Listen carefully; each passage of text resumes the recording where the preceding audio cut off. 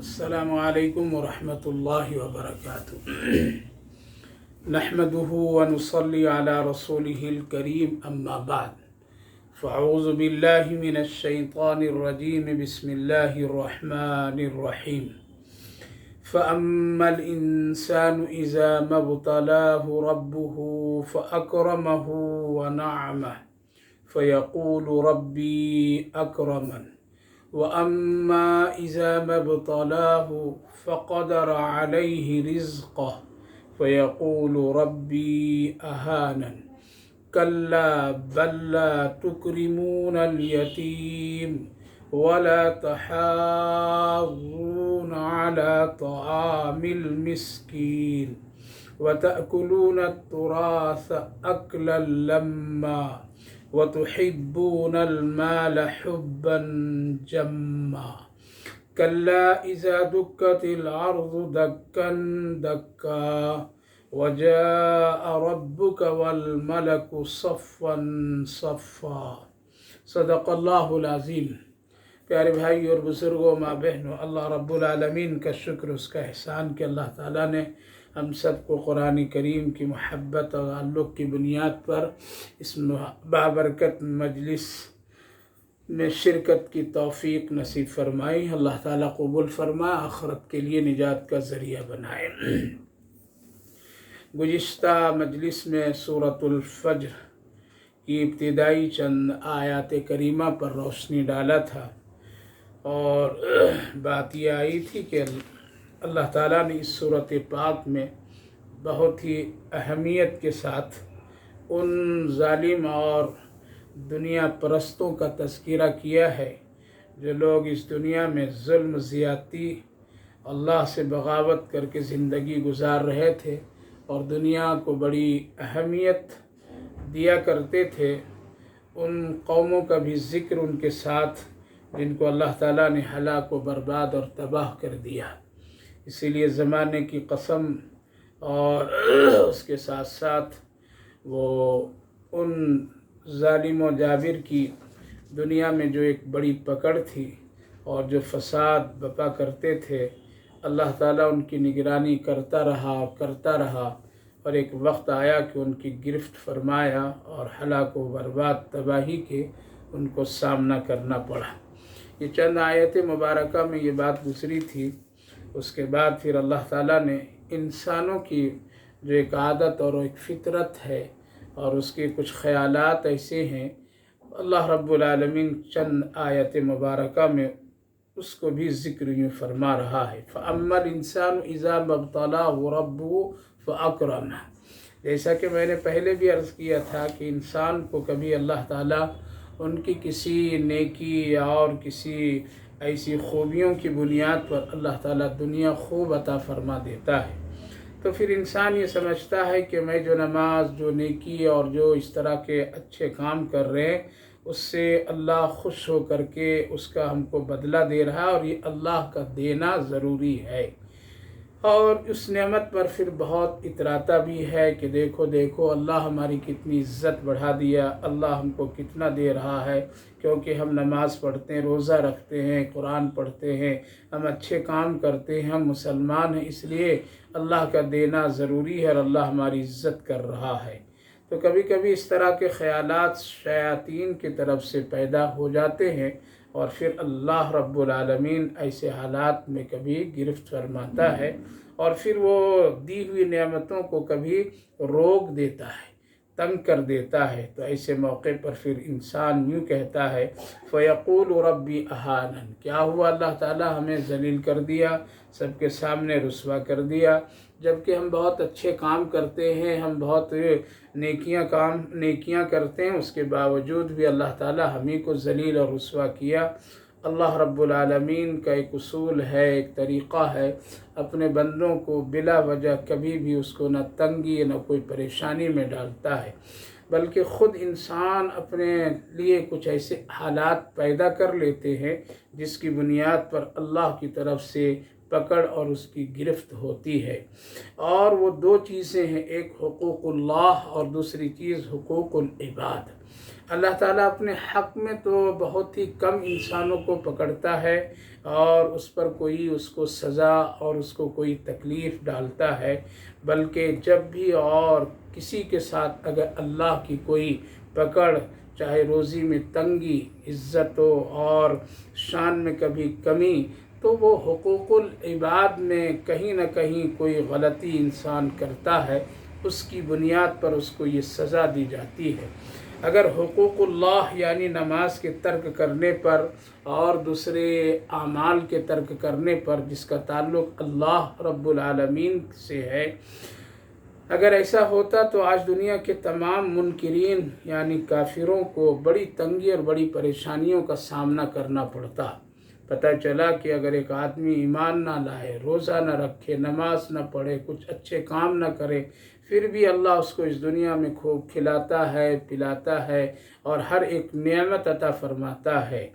لیکن اگر وہ آدمی حقوق العباد میں بندوں کے حق میں کوئی حق تلفی کرتا ہے تو ایسے لوگوں کو اللہ پکڑتا ہے اور پھر اس کی زندگی میں تنگیاں پیدا فرما دیتا ہے۔ جس طرح کہ ایک انسان کا یہ کہنا فیقول ربی اہانن، ہم کو اللہ کیوں پکڑا، کیوں ذلیل کیا، ہم تو اچھے کام کرتے ہیں، لیکن ہم اور آپ ایک چیز کو سمجھتے ہیں کہ یہ بہت اچھا ہے، لیکن اس کے ساتھ ساتھ بہت ساری ایسی چیزیں ہیں جو غلط ہوتی ہے، غلط کیا جاتا ہے۔ مثال کے طور پر میں ایک آدمی نماز اچھی پڑھتا ہے، ایک آدمی روزہ بڑی اہتمام اور پابندی سے رکھتا ہے، ایک آدمی حج بھی کرتا ہے اور ایک آدمی نوافل، تہجد، ساری چیزوں کی بڑی پابندی اور اہتمام کرتا ہے، لیکن ساتھ ساتھ وہ اللہ کے بندوں کے ساتھ حق تلفی کرتا ہے، اللہ کے بندوں کے ساتھ ظلم کا معاملہ کرتا ہے، چاہے وہ خاندانی اعتبار سے ہو یا اجنبی کے اعتبار سے ہو، ماں باپ کے ساتھ احسان اور سلوک کا معاملہ نہیں کرتا، خاندان رشتہ داروں کے ساتھ اچھے معاملات نہیں کرتا، اللہ کے کسی بندوں کے ساتھ وہ ناروا سلوک کرتا ہے، مزدوروں کو تکلیف دیتا ہے، کمزوروں کو ستاتا ہے، اور اسی طرح سے بہت ساری ایسی چیزیں، یتیموں کو دھکے دیتا ہے، اس کے مال اور اس کے اسباب کو حالات پر وہ کنٹرول کرتا ہے، قبضہ کر لیتا ہے، لیکن نماز پڑھتا ہے، دوسرے کام کرتا ہے، لیکن اللہ رب العالمین کو نماز اور اس کی عبادت ایک طرف کر دیتا ہے اور بندوں کے ساتھ جو حق تلفی ہوتی ہے اس پر اللہ سزا، جزا اور اس کی پکڑ فرماتا ہے۔ یہاں جو بندہ یہ کہتا ہے فیقول ربی اہانن، ہم نماز، ہم اچھے کام اور ساری چیزیں ہم اچھے کرتے آ رہے ہیں، پھر اللہ نے، میرے رب نے مجھے کیوں ذلیل کیا، کیوں رسوا کیا؟ اللہ فرمائے کلا بل لا تکرمون الیتیم، کوئی بات نہیں ہے، تمہاری یہ ساری چیزوں اور تمہارے یہ جو حالات ہیں اس وجہ سے کہ یہ یتیموں کا اکرام، اس کی عزت نہیں کرتے، یعنی یتیموں کے ساتھ اچھا سلوک نہیں کرتے، اور اگر موقع آ جائے تو اس کے مال و اسباب کو قبضہ کر لیتے اور ان کو ذلیل اور رسوا کرتے۔ یہ ایک بہت بڑی سزا کی چیز ہے جس کی وجہ سے تمہیں دنیا میں اس وقت میں پریشانیوں کا سامنا کرنا پڑ رہا ہے۔ اے میرے بندے، تم ہم کو مت کہو کہ کیوں اللہ ایسا کر رہا ہے، بلکہ تمہارے اعمال کی بنیاد میں تمہارے ساتھ ایسا کیا جا رہا ہے۔ کلا بل لا تکرمون الیتیم ولا تحاضون علی طعام المسکین، اور یہ خود ایسے لوگ کہ خود یتیموں مسکینوں کا خیال نہیں رکھتے ہیں اور نہ دوسروں کو خیال کرنے کی ترغیب دیتے ہیں، بلکہ اگر کوئی ایسا کرنا چاہتا ہے تو اس کو روک دیا کرتے ہیں۔ کفار و مشرکین کی یہی حالات تھے، وہ نہ خود نیکی کرتے تھے اور نہ نیکی کرنے کی کسی کو ترغیب دیتے تھے، بلکہ دوسروں کو بھی وہ روکا کرتے تھے۔ خود ابو جہل اور بڑے بڑے مکہ کے سرداروں کے حالات بھی ایسے ہی تھے، اور اللہ رب العالمین نے ایک مکمل اسی طرح کی ایک سورۃ پاک نازل فرمایا، ارأیت الذی یکذب بالدین فذلک الذی یدعو الیتیم، کیا دیکھا نہیں کہ جو لوگ سزا جزا کے دین کو جھٹلاتے ہیں، ارأیت الذی یکذب بالدین فذالک الذی یدعو الیتیم، اور یتیموں کو لوگ دھکے دیتے ہیں، مسکینوں کو کھانا نہیں کھلاتے ہیں، یہ سب بد اخلاقی ہے، یہ ان کی تہذیب و تمدن کا ایک بہت ہی گھٹیا پن ہے۔ اگر ایک آدمی اپنے آپ کو اچھا سمجھتا ہے، بڑا سمجھتا ہے، مالدار سمجھتا ہے، اپنی سرداری کو لوگوں کے سامنے منوانا چاہتا ہے، لیکن ساتھ ساتھ اس کی یہ بد اخلاقی ہے کہ وہ یتیموں، مسکینوں، غریبوں، محتاجوں کو کمتر اور حقیر سمجھتا ہے، تو اللہ رب العالمین ایسے لوگوں کو پسند نہیں فرماتا ہے، اور اس کی وجہ سے اللہ دنیا میں کبھی روزی کی تنگی، دوسروں کی پریشانیاں، ساری چیزیں سامنے کر دیتا ہے۔ ابو جہل ایک موقع پر یتیم کا کچھ مال رکھ لیا تھا اور بار بار وہ ٹلایا کرتا تھا، بار بار اس کو واپس کر دیتا تھا، نہیں دیا کرتا تھا۔ سورہ ارائیت الذی یکذب بالدین یعنی سورہ معون میں اس کا خوبصورت طریقے سے اللہ نے ذکر فرمایا۔ ایک مرتبہ وہ یتیم آیا اور آ کر کے کہا کہ ہمارا مال دے دو، ہمارا جو دینا ہے تمہیں وہ واپس کر دو، لیکن وہ بار بار ٹلاتا تھا۔ مکے کے سردار لوگ مکے کے چوبترے پر جہاں ان لوگوں کی بیٹھک ہوا کرتی تھی، ایک موقع پر بیٹھے ہوئے تھے سب لوگ، وہ یتیم پہنچا وہاں پر میں اور اپنے مطالبہ رکھا اور ابو جہل کو کہا کہ میرا مال دے دو، اور ان لوگوں سے بھی کہا کہ دلا دو، لیکن ہر ایک نے یہ کہا کہ دیکھو وہ ایک شخص بیٹھا ہوا ہے، جاؤ اس کے پاس، وہی تمہارا مال دے سکتا، دلا سکتا ہے۔ وہ کون تھے؟ وہ ہم سب کے آقا نبی کریم علیہ الصلوۃ والسلام تھے۔ وہ یتیم پہنچتا ہے وہاں پر اور کہتا ہے کہ آپ کے پاس لوگوں نے مجھے بھیجا ہے، میرا معاملہ ابو جہل کے ساتھ اس طرح ہے، آپ ذرا سفارش کر دیجئے یا اس سے مجھے میرا مال دلا دیجئے۔ نبی کریم علیہ الصلوۃ والسلام اسی وقت اس یتیم کا ہاتھ پکڑ کر کے لے کر کے چلے، اور ابو جہل دیکھا اور دوسرے لوگ دیکھا تو فوراً وہ لوگ وہاں سے مجلسوں سے ہٹ گئے۔ ابو جہل بھی اپنے گھر کے اندر داخل ہوا اور دروازے کو بند کر دیا۔ نبی کریم علیہ الصلوۃ والسلام تشریف لے گئے، آواز دیے، آواز دینے پر ابو جہل باہر نکلا۔ آپ نے فرمایا کہ اس آدمی کا فوراً اسی وقت اس کا مال واپس کرو، اور جو تم پر ذمہ داری ہے ادائیگی کی فوراً ادا کرو۔ لوگ مکہ کے بڑے بڑے سردار دور سے دیکھ رہے تھے کہ دیکھیں کیا کرتا ہے ابو جہل، ہمارا سردار محمد صلی اللہ علیہ وسلم کے ساتھ کیا سلوک کرتا ہے، بات مانتا ہے یا اس کو بھی اسی طرح سے انکار کر کے واپس کر دیتا ہے۔ قسم خدا کی نبی کریم علیہ الصلوۃ والسلام کی ارشاد پر کہ ابھی ادا کرو، ابو جہل فوراً اندر جاتا ہے اور مال لے کر کے آتا ہے اور اس یتیم کے حوالے کر دیتا ہے۔ نبی کریم علیہ الصلوۃ والسلام وہاں سے لے کر کے اس یتیم کو واپس آ جاتے ہیں۔ اس وقت وہ صورت نازل ہوئی اور مکہ کے ان بڑے بڑے سرداروں کی بد اخلاقی کو اللہ نے اس صورت پاک میں ذکر فرمایا کہ ایک آدمی دنیا میں اپنی حیثیت کے اعتبار سے، عہدے کے اعتبار سے، مال کے اعتبار سے، تعلقات کے اعتبار سے، سرداری کے اعتبار سے اگر وہ ایک مقام رکھتا ہو، لیکن اگر اس کا یہ گھٹیا پن اخلاق ہے کہ غریبوں، مسکینوں، یتیموں، محتاجوں، ضرورت مندوں کو وہ دھکے دیتا ہو، اس پر ظلم کرتا ہو، تو یہ ایک بہت بڑا گناہ ہے اور اس کا سزا ہم دنیا اور آخرت دونوں جگہ دیتے ہیں۔ لہٰذا نبی کریم علیہ الصلوۃ والسلام جب واپس ہوئے، مکہ کے بڑے بڑے پھر سردار اپنے سردار سے ملے اور کہنے لگے تم تو ہم کو محمد کی بات ماننے سے روکا کرتے ہو اور تم فوراً محمد کے کہنے پر ایک طرف عمل بھی کرتے ہو۔ ابو جہل کہنے لگا اے لوگو تجھے کیا خبر کہ جس وقت محمد صلی اللہ علیہ وسلم یہ کہہ رہے تھے کہ اے ابو جہل ابھی فوراً اس کے مال کی ادائیگی کرو، میں انکار کرنا چاہ رہا تھا لیکن میرے سامنے کیسا آگ کا کھنڈر نظر آیا، اگر ذرا سا بھی میں دیر کر دیتا تو لگ رہا تھا پیچھے سے مجھے کچھ آگ کے کھنڈر میں کوئی دھکیل دے گا، لہٰذا میں جلدی سے ہاں کیا اور اس سے بچا میں اور جا کر کے لا کر کے واپس فوراً کر دیا۔ اگر میری جگہ پر تم ہوتے تو تم بھی فوراً محمد صلی اللہ علیہ وسلم کی بات کو مان لیتے۔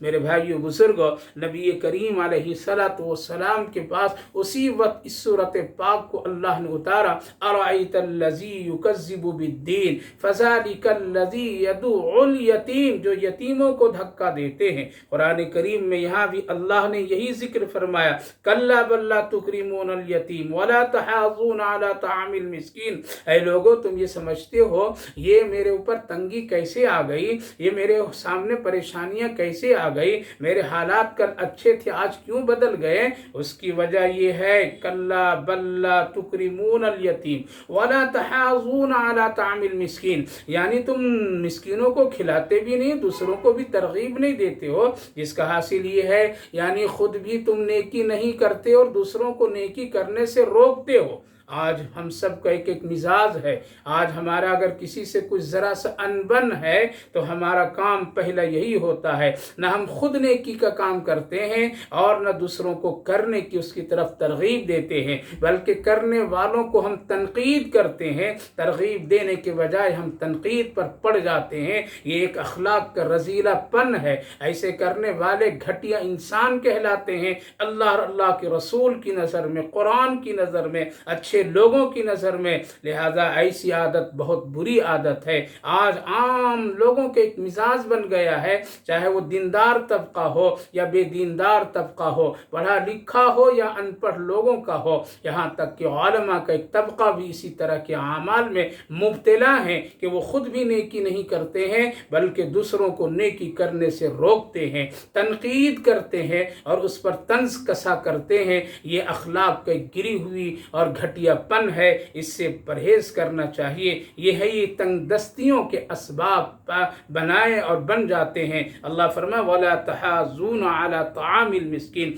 تیسری جو بد اخلاقی اللہ نے یہاں ذکر فرمایا کہ اگر تم کو دنیا میں کوئی پریشانی، تنگ دستی اور حالات تیرے موافق نہیں ہے، اس کی وجہ یہ ہے، ہاں تم نماز چھوڑ رہے ہو اس کا مسئلہ الگ، روزہ ترک کر رہے ہو اس کا مسئلہ الگ، اور دوسری ساری چیزوں کے مسائل الگ، جس کا تعلق حقوق اللہ سے ہے اس کا معاملہ الگ ہے۔ لیکن اگر اللہ کے بندوں کے ساتھ تمہارے سلوک اچھے نہیں ہیں تو یہ دنیا میں تنگ دستیاں، پریشانیاں اور ساتھ ساتھ بہت ساری خرابیاں اس سے وجود میں آ جاتی ہیں۔ آگے اللہ فرمایا وَتَأْكُلُونَ التُّرَاثَ أَكْلًا لَمًّا، یعنی بد اخلاقی، بد کرداری اور ایک انسان کا گھٹیا پن اور اخلاق رذیلہ کی علامت یہ ہے کہ وہ مردوں کا مال ڈکار جاتے ہیں، یہ کھا جاتے ہیں۔ وَتَأْكُلُونَ التُّرَاثَ أَكْلًا لَمًّا سے مطلب یہ ہے کہ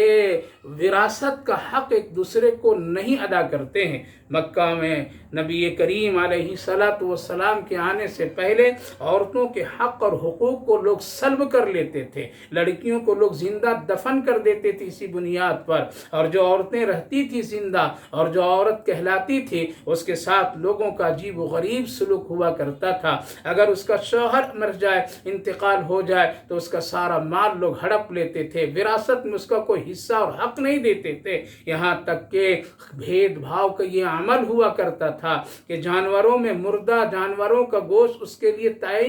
تعین کرتے تھے اور اچھے جانوروں کو اپنے لیے استعمال کرتے تھے۔ نہ جانے کیسی کیسی برائیاں پھیلی ہوئی تھی عورتوں کے سلسلے میں، بچیوں کے سلسلے میں اور وراثت کے مسئلے میں، یعنی وراثت تقسیم کرنا، وراثت کا حق ایک دوسرے کو دینا لینا، لوگ اپنی شان اور شوکت سمجھ کر کے اس کو چھوڑ دیتے تھے، لوگوں پر ظلم کرتے تھے۔ اللہ نے یہاں فرمایا وَتَأْكُلُونَ التُّرَاثَ أَكْلًا لَمًّا، یہ وہ لوگ ہیں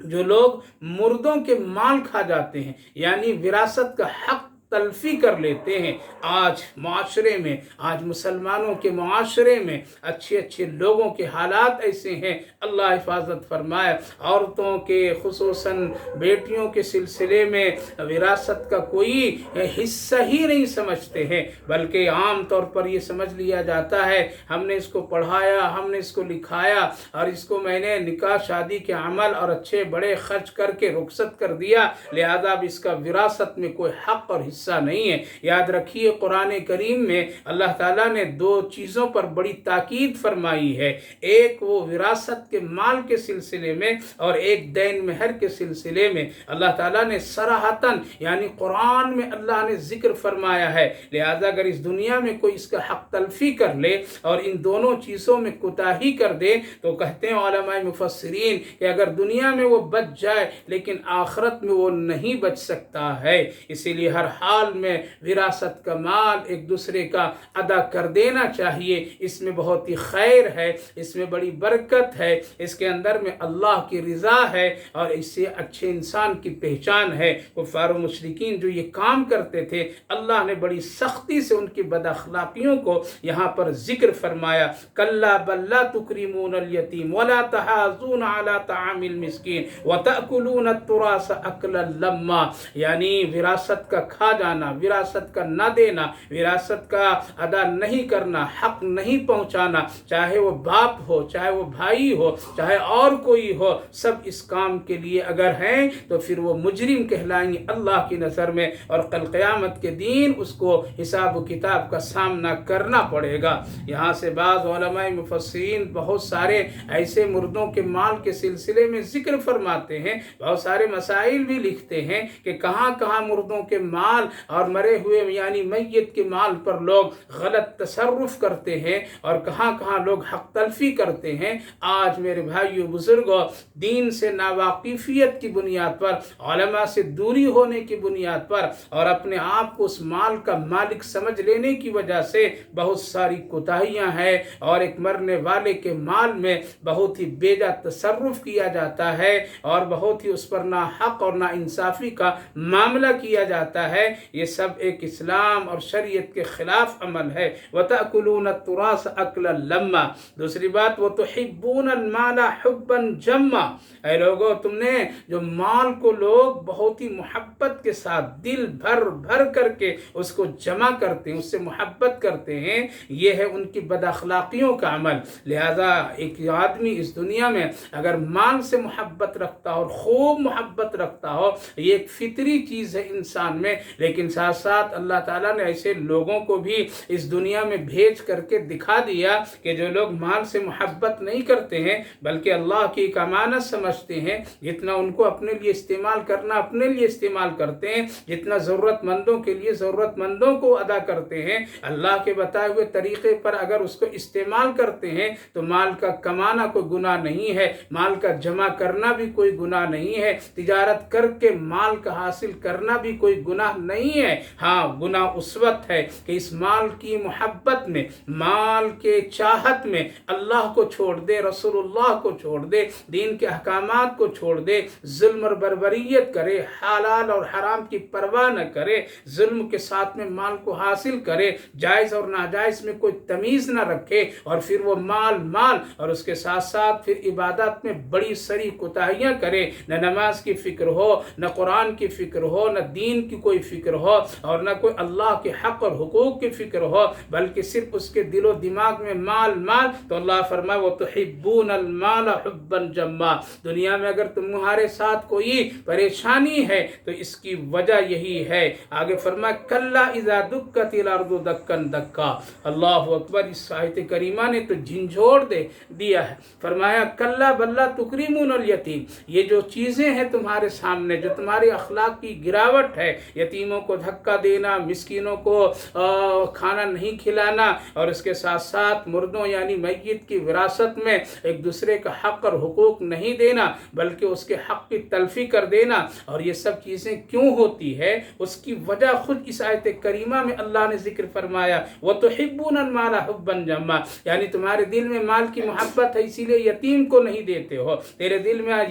مال کی محبت ہے اسی لیے صدقہ خیرات کر کے مسکینوں کی مدد نہیں کرتے ہو، تمہارے دلوں میں مال کی اتنی محبت ہے کہ تم وراثت کا بھی مال کھا جاتے ہو، مردوں کے حق اور اس کے مال کو تلف کر دیتے ہو، اور اس کے ساتھ ساتھ تم ظلم بھی کرتے ہو، لیکن کچھ بھی کر لو کَلَّا اِذَا دُكَّتِ الْأَرْضُ دَكًّا دَكًّا،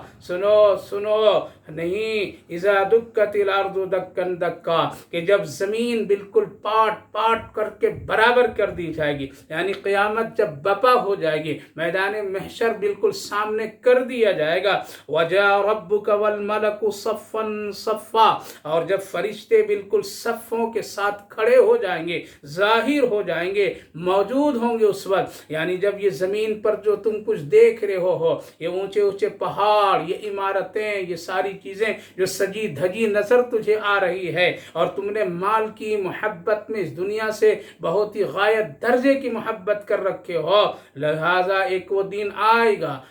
گا جس کو ہم اور آپ قیامت سے جانتے ہیں، میدان محشر ہمارے سامنے ہوگی، اور وہ بالکل ایک ایسی کیفیت ہوگی جہاں سب کو آ کر کے کھڑا ہونا پڑے گا، اور فرشتے بھی صفوں کے ساتھ اللہ کے حکم کے منتظر ہوں گے کہ اللہ کس کے بارے میں کیا فیصلہ فرمائے گا۔ یہ آدمی کو جنت لے جا، اس آدمی کو جہنم میں لے جا، اس آدمی اور اس جماعت کو جنت کی طرف لے جا، اور اس آدمی اور اس جماعت کو جہنم کی طرف لے جا۔ صف بنا کر کے فرشتے بالکل عاجزی انکساری تواضع کے ساتھ کھڑے ہوں گے، وَجَاءَ رَبُّكَ وَالْمَلَكُ صَفًّا صَفًّا صَفًّا صَفًّا۔ لہذا مال سے کتنی بھی محبت کر لی جائے،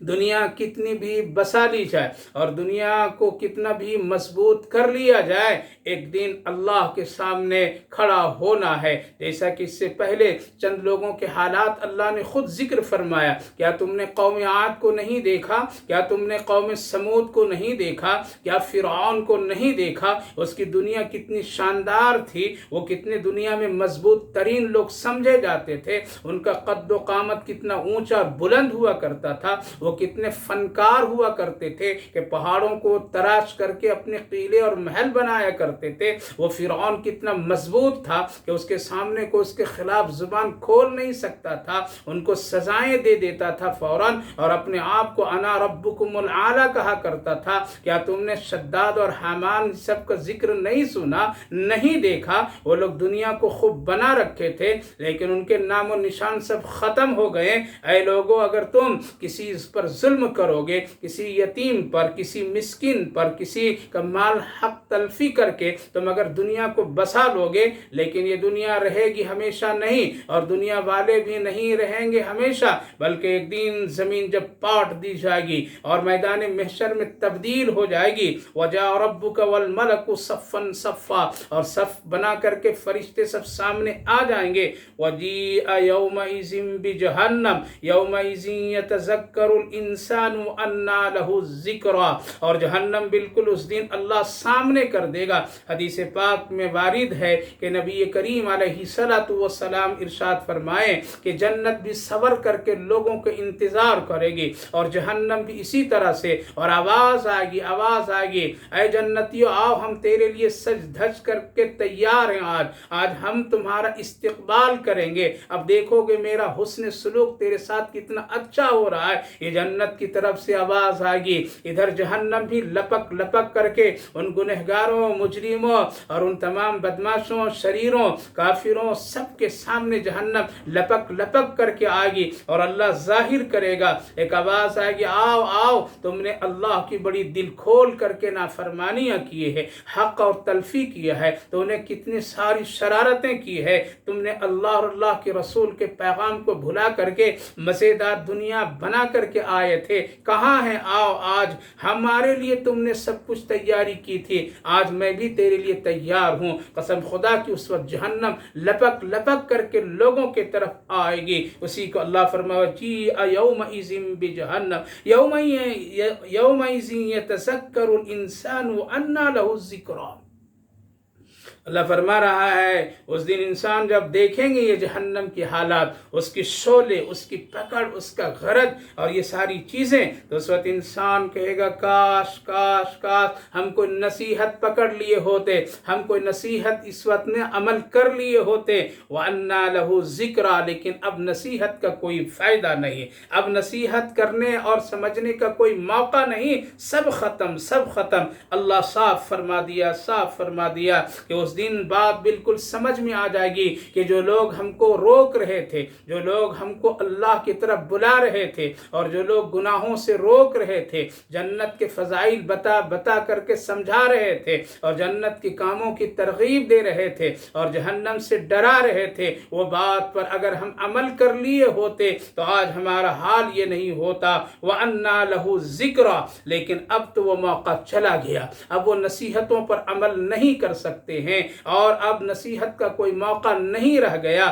اس لیے میرے بھائیوں بزرگوں، اس دنیا میں جب تک کہ سانسیں چل رہی ہے اور جب تک کہ سورج کی روشنی ہم لوگ دیکھ رہے ہیں اور رات کی تاریکیوں سے ہم لوگ فائدہ اٹھا رہے ہیں اور چاند کے حسن اور خوبصورت سے متاثر ہو رہے ہیں، اس وقت سمجھنے کی ضرورت ہے۔ سمجھانے والے وارثین نبی اس وقت موجود ہیں، علماء حق موجود ہیں، دیندار طبقہ بھی موجود ہے، مسجدوں سے ابھی اذانیں سنائی دی جا رہی ہے، ابھی سب کچھ ہے، ابھی قرآن آسانی سے پڑھ سکتے ہیں، سن سکتے ہیں، ابھی سانس کا ابھی گنتیاں چل رہی ہے، ابھی ہمارے لیے عبرت کے بہت سارے سامان موجود ہیں۔ اس سے پہلے نصیحت پکڑ لیجئے، نصیحتوں پر عمل کر لیجئے، ابھی نصیحت کرنے والے موجود ہیں، ورنہ ایک وقت ایسا آئے گا جہاں افسوس ہی افسوس، اس کے سوا کچھ بھی نہیں۔ ایک بڑے اللہ والے گزرے ہیں، حضرت شاہ بہلول دانا علیہ الرحمہ، ان کے واقعہ بڑی عجیب و غریب متاثر کن ہوا کرتے تھے۔ حضرت شاہ بہلول دانا علیہ الرحمہ بازار میں ایک مرتبہ رو رہے تھے اور خوب رو رہے تھے۔ لوگوں نے دیکھا کہ کیا حال ہے یہ ان کا رونا، لوگ آ کر کے پوچھیں حضرت کیوں روتے ہو، اے اللہ کا ولی کیوں کھڑا کھڑا رو رہا ہے، کیا کسی نے آپ کو تکلیف دی، کسی نے کچھ کہا، کیا ہوا جو یہاں رو رہے ہیں آپ کھڑے کھڑے؟ حضرت شاہ بہلول دانا علیہ الرحمہ نے اس وقت میں جواب دیا، مسئلہ ایسا ہے، نہ میری کوئی چیز کسی نے لی ہے اور نہ دینے کا کوئی معاملہ اور مطالبہ ہے اور نہ میرے ساتھ کوئی حادثہ ہے، رونے کی وجہ یہ ہے کہ اس وقت میں سانسوں کی گنتیاں چل رہی ہے، اللہ بہت موقع دیا ہے، ابھی اللہ کو منا لو، اللہ سے دوستی کر لو۔ میں ایک ایک فرد کے پاس جا رہا ہوں، ایک ایک دکانداروں کو سمجھا رہا ہوں، ایک ایک دکاندار آدمی کو بتا رہا ہوں، لیکن ہماری نصیحتیں لینے کے لیے پکڑنے کے لیے کوئی تیار نہیں ہے، بلکہ سب کہتے ہیں ابھی موقع، دیکھیں گے، ابھی وقت ہے، ابھی جوانی ہے، ابھی بہت کچھ ہے، اس وقت اللہ سے دوستی کر لیں گے، اس وقت اللہ کو منا لیں گے، لیکن کوئی بھی آدمی تیار نہیں۔ اس پر میں رو رہا ہوں، میرے رب کا بھی حکم ہے کہ سمجھا دو، سمجھنے والے سمجھ لیں گے، لیکن کوئی سمجھنے کے لیے تیار نہیں، کوئی اللہ سے دوستی کرنے کے لیے تیار نہیں، اس لیے رو رہا ہوں۔ کچھ دنوں کے بعد حضرت شاہ بہلول دانا علیہ الرحمہ قبرستان میں رو رہے تھے، وہاں رو رہے تھے، لوگ وہاں دیکھیں یہاں کیوں رو رہے ہیں، یہاں رونے کی وجہ کیا ہے؟ حضرت شاہ بہلول دانا علیہ الرحمہ نے فرمایا ہاں ایک وقفے پر بازار میں رو رہا تھا، وہاں کا معاملہ کچھ الگ تھا، یہاں جو رو رہا ہوں یہاں کا معاملہ کچھ الگ ہے۔ لوگوں نے پوچھا کیا وجہ ہے؟ آپ نے فرمایا وجہ یہ ہے کہ جن لوگوں کو کل بازاروں میں میں نے نصیحت کی تھی، جن لوگوں کے سامنے میں نے اللہ کا ذکر کیا تھا، جن لوگوں کے سامنے رسول اللہ کا پیغام بتایا تھا، سنایا تھا، جن کے سامنے جنت کی میں نے تذکیرے کر کے اللہ سے دوستی کرنے کا ہم نے بہت ہی ان کو پیار انداز میں بتا رہا تھا، لیکن وہ لوگ اس وقت سمجھے نہیں، اس وقت ہماری بات مانے نہیں، اس وقت ہماری نصیحت کو پکڑے نہیں، کیونکہ ان کے سامنے دنیا تھی، دکان تھا، مکان تھا، مال تھا، جاہ و جلالت تھی، ساری چیزیں تھی، اس لیے ان کو میری بات سمجھ میں نہیں آئی، اللہ کی قدر سمجھ میں نہیں آئی۔ آج وہ لوگ مر کر کے اس قبرستان میں قبروں میں پڑے ہوئے ہیں۔ جب یہاں آیا تو ایک صدا آئی، اے شاہ بہلول دانا اب میں اللہ سے دوستی کرنا چاہتا ہوں، اللہ کو اب منانا چاہتا ہوں، اللہ کو اپنانا چاہتا ہوں، آج ذرا سفارش کر دیجئے، اللہ سے آج کہہ دیجئے ہم تیار ہیں، میرا رب مجھ سے دوستی کر لے، ہم تیار ہیں اللہ کی بات ماننے کے لیے۔ جب ان کی باتوں کو سنا میں اپنے رب سے فریاد کی، اللہ اب یہ تیار ہیں، کل تیار نہیں تھے، کل نصیحت حاصل نہیں کرنا چاہتے تھے، آج یہ نصیحت پکڑنے کے لیے عمل کرنے کے لیے تیار ہے، اللہ دوستی کر لیجئے، اللہ اس کو معاف کر دیجئے۔ لیکن آج میرا رب یہ کہہ رہا ہے موقع ختم، کل ہم تیار تھے دوستی کرنے کے لیے، ہم تھے ان کو اپنانے کے لیے، انہوں نے مجھ سے دوستی کرنے سے انکار کر دیا، آج یہ چاہتے ہیں ہم نہیں چاہتے۔ نہیں چاہتے ہیں۔ وجہ اس کی یہ ہے کہ دنیا دارالعمل ہے اور قبر میں جاتے ہی دارالجزا کا معاملہ ہے۔ اس لیے میرے بھائیو بزرگوں، آج نصیحتیں پکڑ لیجئے، قرآن پر عمل کر لیجئے، علماء کی بات کو مان لیجئے، قرآن و حدیث کی روشنی میں اپنی زندگی کو گزاریے، کسی کا حق تلفی نہ کیجئے، کسی پر ظلم نہ کیجئے، کسی کو حقیر اور فقیر سمجھ کر کے اس کو اپنے نظروں سے مت گرائیے، کسی مرحوم اور کسی مرنے والے کے مال جائیداد پر قبضہ کر کے دنیا کو مت بسائیے، بلکہ اور مال سے اتنی محبت میں گرویدہ مت ہو جائیے کہ اللہ اور اس کے رسول کو بھول جائیں اور دوستی توڑ لیں، نصیحتوں کو پامال کر دیں۔ اللہ صاحب فرمایا اس وقت تمہارے سامنے جہنم سج دھج کر کے آئے گی، اور جب تم دیکھو گے فرشتوں کی پکڑ دھکڑ کو، اور جب لوگ دیکھیں گے یہ سارے حالات تو کہیں گے وَجِيءَ يَوْمَئِذٍ بِجَهَنَّمَ يَوْمَئِذٍ يَتَذَكَّرُ الْإِنسَانُ أَنَّى لَهُ الذِّكْرَى يَقُولُ يَا لَيْتَنِي قَدَّمْتُ لِحَيَاتِي۔ بڑی عجیب و غریب بات اللہ ارشاد فرما رہا ہے، لہذا ذرا ہوش اور ہوشیاری کے ساتھ زندگی گزاریے۔ بہت ہی نازک مرحلہ ہے، بہت ہی نازک مرحلہ ہے، بہت ہی خوفناک منظر ہے۔ آج دنیا کی چاہت میں ہم نے سب کچھ بھلا دیا ہے، ساری چیزوں کو ٹھکرا دیا ہے۔ میرے بھائیو بزرگوں، کل کہیں گے یقول یا لیتنی قدمت لحیاتی، کہیں گے لوگ کاش کچھ میں نے اپنی زندگی میں کچھ آگے نیکی کر لیا ہوتا، کچھ آخرت کا ذخیرہ بنا لیا ہوتا، کچھ آخرت بنا سوار کر کے آیا ہوتا تو آج مجھے یہ سامنا نہیں کرنا پڑتا، آج مجھے افسوس نہیں کرنا پڑتا، آج ہمارے سامنے جو یہ حالات ہیں رسوا کن، اس کا ہمیں سامنا کرنا نہیں پڑتا۔ یقول یا لیتنی قدمت لحیاتی، اپنی زندگی میں، اپنی حیات زندگی میں، دنیا کی زندگی میں کچھ نیکی کر کے آخرت کے لیے بھیج دیا ہوتا، آخرت بنا لیا ہوتا، ذخیرہ بنا لیا ہوتا تو آج ہمیں یہ پریشانیاں اٹھانی نہیں پڑتی۔ لہذا افسوس نہ کرنا پڑے، اس سے پہلے اپنی آخرت کو سنوار لیجئے، اپنے نام اعمال میں نیکیوں کا ذخیرہ اتنا بنا لیجئے کہ کل ہمیں افسوس نہ کرنا پڑے۔ اللہ آپ کو بھی توفیق دے، ہمیں بھی اس کی توفیق دے انشاءاللہ۔ آگے جو اللہ نے 3-4 آیتوں میں جنتیوں کا تذکرہ، جو اللہ کو مان کر کے چلے، رسول اللہ کو مان کر کے چلے، جو دنیا کو دنیا کی حد تک سمجھیں اور دنیا میں رہ کر کے آخرت کی تیاری کیے اور وہاں کے لیے کچھ بنائیں اس دنیا سے، ان لوگوں کا کیا مقام ہوگا، کیا عزتیں ہوگی، ان کے ساتھ اللہ رب العالمین کا کیا سلوک ہوگا، ان کی مہمان نوازی کس طرح کی جائے گی، انشاءاللہ چند آیتوں میں، اس سورۃ پاک کی آخری چند آیتوں میں اللہ نے بہت ہی پیار انداز میں ذکر فرمایا ہے۔ انشاءاللہ اگلی مجلس میں اللہ ہم سب کو توفیق نصیب فرمائے اور سننے سے زیادہ عمل کی توفیق نصیب فرمائے۔ دنیا اور آخرت ہم سب کی اللہ بہتر اور اچھا بنائے، ایمان پر قائم رہنے کی توفیق نصیب فرمائے، دنیا کی ہر بلا و مصیبتوں سے ہر ایک مسلمان بھائی بہنوں کی اللہ حفاظت فرمائے، آمین یا رب العالمین۔